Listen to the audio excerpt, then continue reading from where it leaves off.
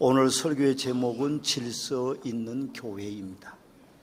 교회는 질서가 유지돼야 됩니다. 물론 교회의 질서가 유지되기 위해서는 전제 조건으로 교회의 정책과 운영이 올바라야 하고 지도자들이 본을 보여야 할 것이며 직분 맡은 자들에게 순종하는 일들이 있어야 될 것입니다. 교회 안에서는 때로는 질서가 불편할 수도 있습니다. 질서는 성도들 서로를 살리는 일이고 교회를 세우는 일이 되는 것이죠. 교회의 질서가 유지되기 위해서는 성도님들이 직분에 맞는 신앙생활의 균형을 잘 잡고 살아야 됩니다. 성도된 우리는 교회 안에서 자신의 자리를 잘 인지해야 됩니다. 목사인지 장로인지 안수집사인지 권사인지 집사인지 또 목자인지 교사인지 성도인지를 아셔야 됩니다. 앉을 자리와 설 자리를 알아야 된다는 말씀이죠. 요즘 유행어로 낄낄 빠빠라고 하는 말이 있습니다. 낄 때 끼고 빠질 때 빠지라는 말이죠. 어떤 성도님들은 직분자에 대한 도전적이고 비판적인 사고를 드러내기도 합니다. 직분자에 대해서 삐딱하게 보고 부정적으로 생각하고 비판하기도 하는 것이죠. 그러나 직분은 교회가 하나님의 사역을 위해서 세운 것이기 때문에 비난과 비판보다는 후원과 격려가 우선되어야 할 것입니다. 직분자들에 대한 판단은 다시 오실 주님의 몫입니다.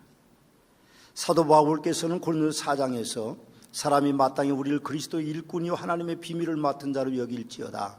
그리고 맡은 자들에게 구할 것은 충성이니라. 너희에게나 다른 사람에게 판단받는 것이 내게는 매우 작은 일이라.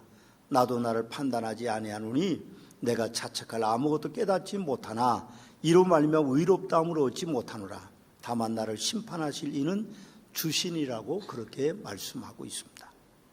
저는 낄낄빠빠의 상황을 모르고 생활하시는 성도님들보다도 더욱 안타깝게 생각하는 분들이 있습니다.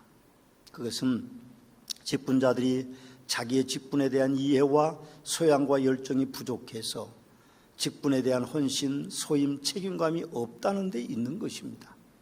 목사면 목사답게, 장로면 장로답게, 안수집사면 안수집사답게, 권사면 권사답게, 집사면 집사답게, 목자는 목자답게, 그리고 교사는 교사답게 그렇게 살아야 합니다.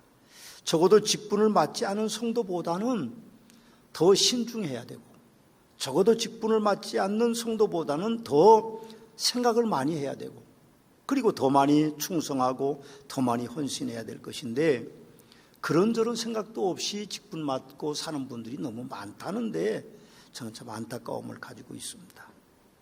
오늘 우리 아이노스가 찬양을 참 오늘은 묵도송으로부터 시작해서 거의 전문가 수준으로 하는 것 같아요. 참 오늘 찬양이 아주 좋습니다. 네, 한 사람이라도 테너 하던 사람이 베이스로 가서 테너 목소리가 저 베이스를 따라가거나 또 소프라노 하던 사람이 엘토, 소프라노 목소리 엘토로 가거나 그러면 아무리 주위 사람들이 잘해도 그럼 사실 의미가 없죠. 좋은 찬양이 될 수 없습니다. 교회는 그렇게 질서가 있어야 됩니다. 여러분, 사도 바울은 디모데 목사에게 교회 질서를 위하여 목사의 대인관계법에 대해서 오늘 말씀합니다. 목사는 어떤 경우에도 갑질을 해서는 안 됩니다. 목사는 군림하는 직분이 아니죠. 오히려 책임이 커서 주께로 올 심판에 더 큰 직분자일 것입니다. 사실 주님